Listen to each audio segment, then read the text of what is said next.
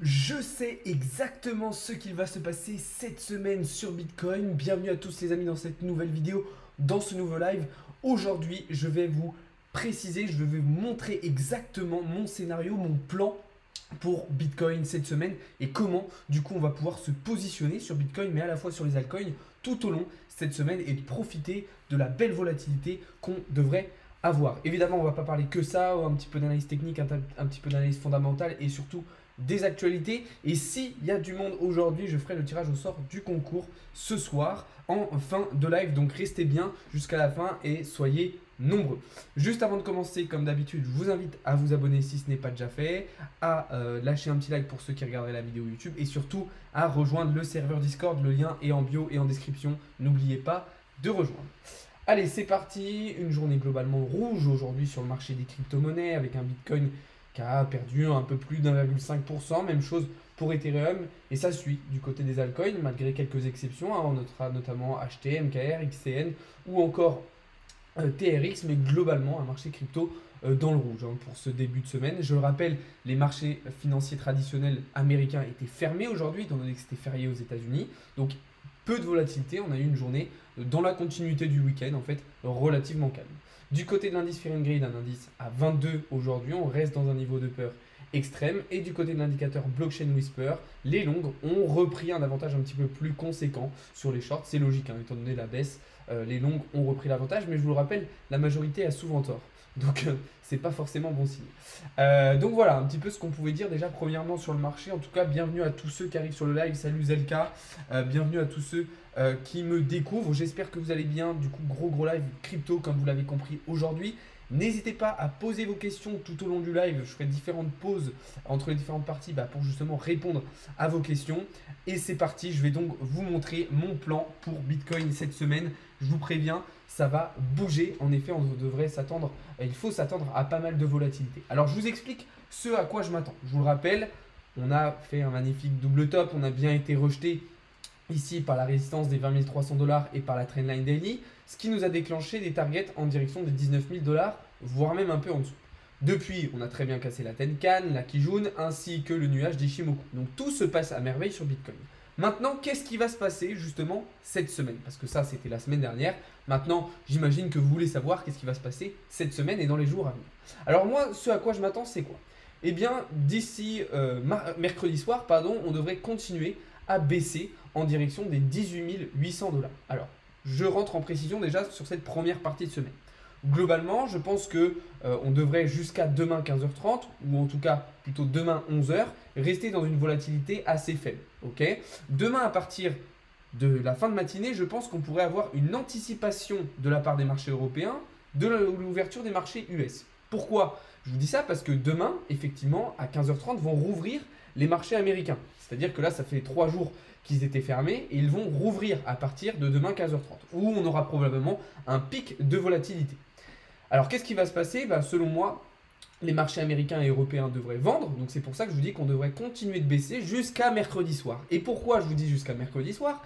Parce que mercredi soir, on a en plus des indices des prix à la consommation américains. On va surtout avoir, alors pardon, on est ici, indice des prix des prix à la consommation américains. On aura surtout mercredi soir la Fed qui va faire un nouveau FOMC. Donc, on va avoir probablement une nouvelle hausse des taux d'intérêt de la part de la Fed, ce qui devrait faire bouger un petit peu tous les marchés financiers. Alors, si on regarde ce qui se passe depuis un moment, on se rend compte qu'à chaque fois, lors de l'ouverture du FOMC et suite à l'ouverture du FOMC et des annonces de la Fed, on a une réaction haussière à chaque fois des marchés. Nasdaq, S&P 500 et du coup Bitcoin qui suit.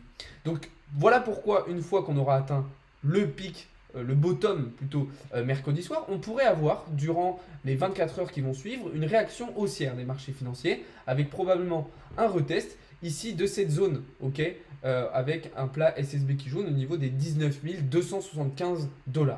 Alors évidemment, je vous donne des chiffres, ça ne sera peut-être pas au dollar près, mais ça sera une zone qu'il faudra surveiller. Et une fois que cela sera fait, donc jeudi aux alentours de 15h30, on pourrait de nouveau, avec l'ouverture des marchés financiers américains, voir Bitcoin et l'ensemble des marchés financiers repartir vers le haut. Donc ça, c'est mon plan pour cette semaine. Donc en gros, ça veut dire que jusqu'à mercredi soir, je vais principalement shorter le marché, que ce soit Bitcoin ou les alts. De mercredi soir à jeudi après-midi, je vais plutôt long le marché, donc Bitcoin, Ethereum et les alts. Et à partir de jeudi après-midi, même s'il faudra évidemment à chaque fois attendre des confirmations, je rentrerai de nouveau en short sur le marché, donc sur Bitcoin, Ethereum et les alts, encore une fois. Évidemment, c'est un scénario, ce sont des hypothèses. Je ne dis pas que ça va exactement se passer comme ça, à la minute près, au dollar près, mais c'est le scénario que je privilégie. Donc, comme je vous le disais, à chaque fois, il faudra attendre des confirmations, ok ? Quand on verra les marchés financiers américains s'ouvrir, il faudra surveiller comment ils ouvrent. Est-ce qu'on a une plus grosse pression acheteuse ou une plus grosse pression vendeuse? Est-ce qu'on a davantage de flux acheteurs ou de flux vendeurs? Il faudra regarder plein de choses. Mais c'est le scénario qu'on peut privilégier pour le moment. Donc ça, c'est une première chose à dire. Maintenant, je précise aussi que ce que je vous dis là, ce n'est pas du conseil en investissement. Ça ne veut pas dire qu'il faut faire bêtement, copier bêtement tout ce que je dis et tout ce que je montre. Mais c'est ce que moi, je pense de l'évolution du marché pour cette semaine. Donc voilà un petit peu déjà ce que je pouvais dire là-dessus. Je vais répondre à vos premières questions et puis après, on va pouvoir avancer sur le reste du marché, sur Bitcoin, sur Ethereum. Enfin, du coup, Bitcoin on a déjà fait, mais sur Ethereum, sur les alts, etc. etc. Salut, que penses-tu de Luna Classic? J'aime pas du tout, je préfère pas m'exposer dessus. Qu'est-ce que tu penses des entreprises dans l'aéronautique? Ça peut être des entreprises très intéressantes sur lesquelles investir, surtout si elles reversent des dividendes. Tu penses quoi du Link? Link, très intéressant. Je pense qu'il a beaucoup de potentiel. C'est vraiment spéculatif le Bitcoin. Pas uniquement. Nous, on fait de la spéculation sur Bitcoin, mais il y a bien d'autres choses derrière Bitcoin. Qu'est-ce qui te fait dire que les marchés soient favorables dans ce que tu as programmé? Bah, je viens de l'expliquer, en fonction des différents événements macroéconomiques qu'on va avoir cette semaine, au vu de ce que nous fait et de ce que nous montre Bitcoin depuis plusieurs semaines maintenant de manière technique, ce sont les hypothèses les plus probables selon moi qu'on pourrait avoir cette semaine. Link, j'adore.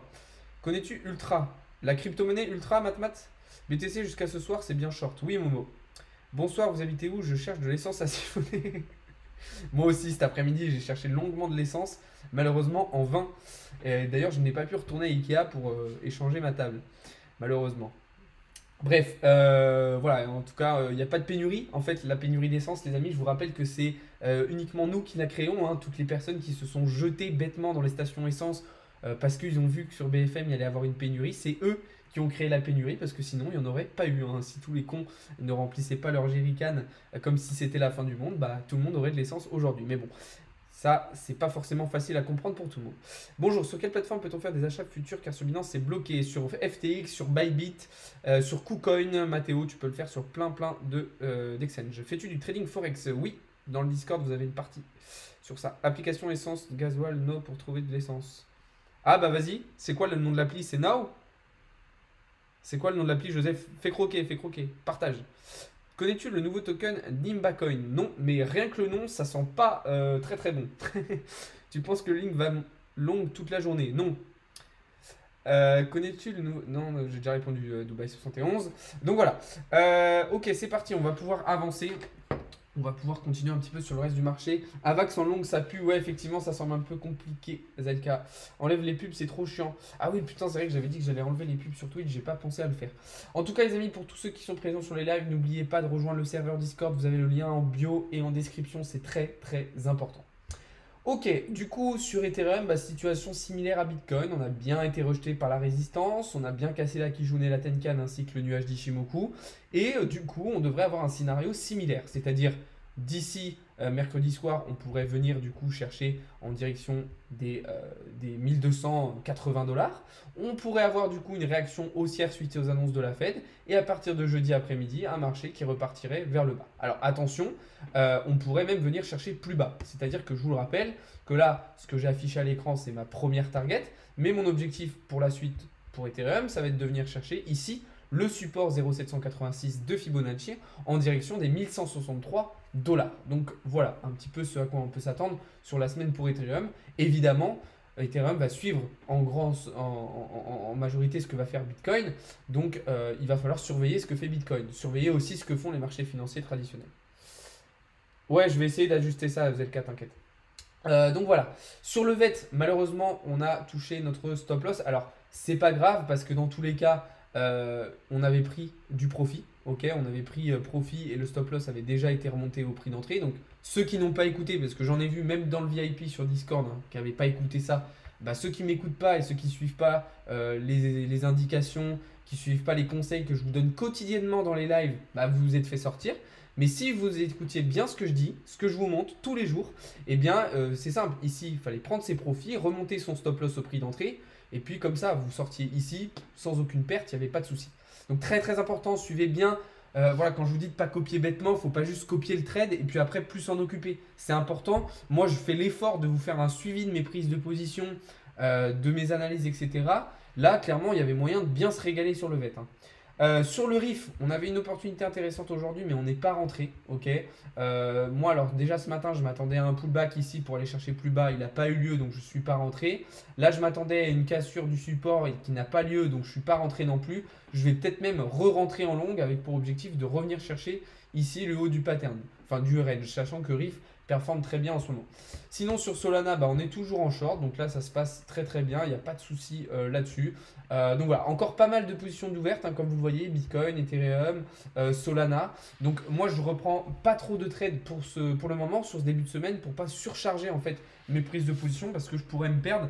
Et voilà, dans tous les cas, j'aime pas avoir trop de positions ouvertes d'un coup. Après, je m'y retrouve pas forcément. Que penses-tu de la crypto UOS? C'est une crypto qui a pas mal de potentiel. Personnellement, je la trouve intéressante. J'aime bien l'écosystème qu'il y a autour. Donc voilà. C'est Gazol Now. Ok, bah écoute, merci Joseph pour le petit plan essence pour ceux que ça intéresse. Donc voilà. En tout cas, merci à tous ceux qui s'abonnent. Là, je vois qu'il y a pas mal de gens qui s'abonnent. Merci à ceux qui likent le live. Merci à ceux qui font des subs. Merci à ceux qui rejoignent le serveur Discord, ça c'est le plus important les gars. Rejoignez le serveur Discord, le lien est dans la bio. C'est vraiment là-bas que tout se passe. Pourquoi tu n'as pas mis un trade aujourd'hui sur le Discord public? Je l'ai mis Momo. Je l'ai mis Momo, regarde, va dans la partie, tu vas dans la partie annonce.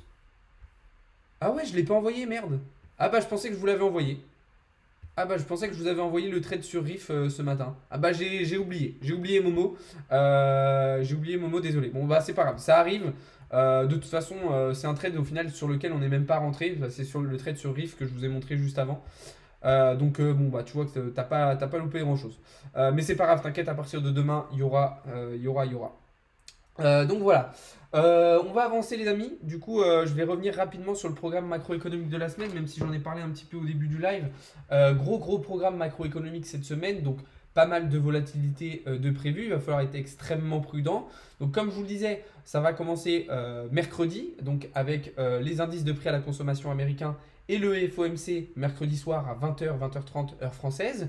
Jeudi, on aura les résultats d'inflation et du chômage américain. Donc là aussi, des actualités qui devraient avoir pas mal d'impact sur les marchés financiers traditionnels, donc sur S&P 500, sur Nasdaq, ainsi que sur le cours du dollar.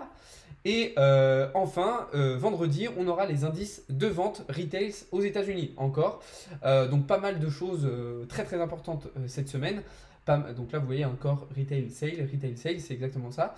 Donc pas mal de choses cette semaine. Maintenant, le problème, c'est que S&P 500 est en train de casser un gros support daily. Nasdaq est en train de faire exactement la même chose. Et de son côté, le dollar, lui, continue de s'envoler. Donc clairement, que des indicateurs rouges pour les cryptos. Donc c'est pour ça que, voilà, encore une fois, ça valide le scénario sur Bitcoin que je vous ai présenté au début du live. Donc voilà un petit peu à quoi il faut s'attendre. Et puis du coup, nous en termes de programme sur les réseaux et sur le serveur Discord, voilà un petit peu le programme de cette semaine. Donc plein de choses super intéressantes. Et là, il faudra être présent surtout, c'est mercredi soir les amis. Mercredi soir, enfin mercredi après-midi, je ferai un live de 14h à 18h avec vous, un live trading. Donc on prendra des positions ensemble comme on avait fait dimanche il y a 2 semaines. Donc du trade ensemble, de l'analyse ensemble pendant 4 heures non-stop. Donc vraiment, soyez présents. Je peux plus trade sur Kraken, c'est normal. Je sais pas, c'est bizarre, Cryptolo. Comment ça, tu ne peux plus trade? Tu peux plus acheter et vendre de crypto? Donc voilà un petit peu le programme de la semaine, les amis. Encore une belle semaine avec, j'espère, de très beaux résultats comme d'habitude. Demain, je ferai une analyse sur GPB USD, Alexis, parce que là, les marchés étaient fermés aujourd'hui, donc c'est pas passé grand chose. Mais comme je te le disais, les monnaies chutent toutes, comme je te le disais hier, face au dollar. Donc il faut s'attendre à un GPB USD qui devrait continuer sa baisse. Merci Joseph, ça fait plaisir. T'en penses quoi du gold avec ce qui se passe en Ukraine? Même chose, j'en parlerai demain, mais globalement, l'or pourrait reprendre pas mal de valeur, comme je vous l'avais expliqué la semaine dernière, du fait de la chute de l'euro, la chute du livre sterling, etc. On pourrait voir du coup un regain d'intérêt sur les matières premières et notamment sur l'or, qui servirait alors de valeur refuge. Donc ça, c'est intéressant à surveiller. J'ai tout investi dans la monnaie du chien. Ah, ça, c'est pas très intelligent, Yacine. Salut, sur quelle appli tes trades se font? Sur FTX, Joe. All-in sur Shiba, très mauvaise idée, Yacine. Très très mauvaise idée. C'est très dangereux ce que tu as fait. Après, je dis pas que ça va pas marcher, mais c'est très risqué. Je sais pas, Alexis, j'ai pas regardé en détail, mais t'inquiète pas, demain je ferai une analyse complète dessus. Alors, je dis pas encore une fois qu'Yacine, tu peux pas gagner d'argent avec Shiba. Je dis que c'est très risqué de faire un all-in sur en plus une crypto comme le Shiba. Contrat à terme. Ah, ils ont arrêté Kraken aussi les contrats à terme. Ah bah tu vois, je savais même pas Cryptolo. Je savais même pas. C'est jouer au casino. Ouais, exactement. Voilà, ça revient à jouer au casino de faire un all-in sur un coin comme le Shiba. Mais après, ça veut pas dire que ça peut pas marcher. Ok, c'est comme quand vous allez au casino. C'est con, c'est risqué, c'est beaucoup de risques inutiles, mais vous pouvez encaisser jackpot, hein, ça c'est sûr. Donc voilà, on va terminer le live les amis avec quelques petites actualités bien sympathiques. Les cryptos ISO 24 très bon pour 2023. Ok, et XRP, IOTA, etc. Voilà, donc comme je vous le disais, on va terminer avec quelques petites actualités, notamment sur Decentraland. Je vous en avais parlé il y a quelques jours en vous disant que les métavers étaient un petit peu en difficulté. Alors, il y a une étude qui est sortie comme quoi non, il n'y avait pas que 38 utilisateurs quotidiens sur Decentraland. Les chiffres ont été un petit peu faussés, mais il n'en reste pas moins que les métaverses, donc The Sandbox et Decentraland aujourd'hui, sont en difficulté. Même si The Sandbox attire quand même beaucoup plus de monde et garde un petit peu son monopole et sa domination sur les marchés du métaverse, il n'en reste pas moins que comme les NFT, les métaverses sont en difficulté. Alors en difficulté pourquoi? Parce que y a peu d'intérêt en ce moment du fait qu'on ait un marché de la crypto qui soit bas. C'est assez calme et il n'y a pas forcément du coup beaucoup d'innovation sur ces projets-là. Je voulais revenir sur les réglementations MiCA de l'Union européenne. Je rappelle, la réglementation MiCA qui va rendre très très strict et très compliqué le développement des crypto-monnaies en Europe. Et sur laquelle ils n'ont fait absolument aucun travail de sécurisation des données. Le problème, c'est qu'en fait, quand on comprend ce qui se passe, c'est juste que l'Union européenne a peur que les crypto-monnaies, le développement des crypto-monnaies déstabilise en fait la finance, l'équilibre financier et monétaire qu'on connaît aujourd'hui. Donc voilà, mais bon, ça on y reviendra et puis de toute façon on le sait déjà un petit peu, mais c'est comme ça. Et sinon, je voulais vous parler de deux pays qui sont en train de bien s'ouvrir aux cryptos en ce moment, c'est le Brésil et la Malaisie. Alors Brésil, on le sait, est clairement fan de Bitcoin depuis un bon moment et ils sont en train de vraiment développer fortement Bitcoin. Donc ça, on le savait déjà. Et là, il y a la Malaisie qui vient d'annoncer une blockchain publique nationale. Donc en gros, ça va permettre de mettre à disposition de tous les citoyens du pays leur propre blockchain, donc qui sera publique et nationalisée. Donc c'est la société Zetrix Blockchain qui va développer justement cette blockchain. Et franchement, ça fait plaisir de voir que le continent asiatique se développe aussi dans cet univers-là, que ça soit pas seulement en Amérique du Sud et que ça se fasse un petit peu tout autour de la planète. Donc voilà, très très intéressant. Tu es toujours en position sur AVAX? Oui. Alors attendez, je reprends vos questions. Vous n'en savez rien, c'est volatile à fond. Bah justement, l'analyse technique fondamentale et nos compétences, connaissances et notre travail nous permettent de mettre en place des scénarios et des hypothèses pour justement prendre des positions et profiter de cette volatilité. J'ai mis un peu de BNB pour mettre la daronne à l'abri. Ok Yacine. Salut, j'ai un peu d'argent de côté, je veux savoir dans quoi je peux placer. Eh bien Samy, pour savoir, je t'invite à m'envoyer un message sur Insta et puis surtout à rejoindre le serveur Discord puisque tu auras toutes les infos là-bas. Pitbull, t'en penses quoi? C'est une crypto ça? Sinon le chien j'aime bien. Je te conseille la crypto Atom sur le long terme. Effectivement Atom ça peut être très intéressant. C'est quoi ta montre? Ma montre, c'est une Tissot que j'ai achetée il y a à peu près un an, que je trouve vraiment très très belle. Salut la crypto Trias, tu connais? Non, Samy. Putain, il y a beaucoup de Samy aujourd'hui dans le live. Tu penses quoi du projet français Ternoa? Ternoa, projet français très intéressant qui a beaucoup de potentiel selon moi. Voilà, en tout cas les amis, je voulais faire le tirage au sort du concours aujourd'hui. Le problème, c'est qu'il y a encore très peu de monde. Alors je comprends pas, je fais des concours où je vous fais gagner de l'argent et en plus je préviens bien à chaque fois que quand je fais les tirages au sort des concours, je fais gagner aussi des gens pendant le live, ok, je fais gagner aussi des lots pendant le live. Donc s'il vous plaît les gars, Motivez-vous entre vous, motivez-vous, motivez le reste de la communauté, parce que moi j'envoie des messages et tout, à chaque fois j'explique, etc. Mais j'ai l'impression que vous n'êtes pas motivé pour recevoir vos gains. Donc c'est pas grave, ça vous laisse du temps en plus pour profiter de participer au concours. Hein, je rappelle, c'est sur Insta et Twitter. Mais motivez-vous. Je veux que demain soir, ok, demain soir, dernier délai, il y ait un maximum de monde sur le live. Motivez, faites passer le mot, ok, avec le reste de la communauté, avec le reste des abonnés. Si demain soir on n'est pas assez, tant pis. Je fais quand même le tirage au sort. Et puis comme tu disais, LK, les absents ont toujours tort. Mais moi, voilà, le but c'est de vous faire gagner un maximum, vous partager un maximum de choses. Donc, amenez du monde, ok? Quitte à ce que je fasse demain soir le live, je sais pas, peut-être plus tôt ou plus tard pour vous arranger. Mais dites-moi. Mais vraiment, je veux qu'il y ait du monde pour qu'on fasse le tirage au sort. Donc, dernier délai demain soir. Soyez présents, les amis. Sur ce, moi, je vous souhaite à toutes et à tous une très très bonne soirée. N'oubliez pas de rejoindre le serveur Discord. Pour ceux qui ont loupé l'intégralité du live, qui n'ont pas pu voir le début, etc., vous inquiétez pas. Je vais vous mettre la rediffusion juste après sur la chaîne YouTube. Et du coup, bah, ok, c'est le cas. On parlera des crypto ISO demain. Sur ce, bonne soirée à toutes et à tous. Merci beaucoup d'avoir été présents sur le live. C'était un plaisir d'échanger avec vous comme d'habitude. Nous, on se retrouve dès demain matin pour davantage de contenu, des trades, des analyses, etc. etc. Et puis, passez tous une bonne soirée. Salut à tous les amis, c'était Alex de Crypto Learning.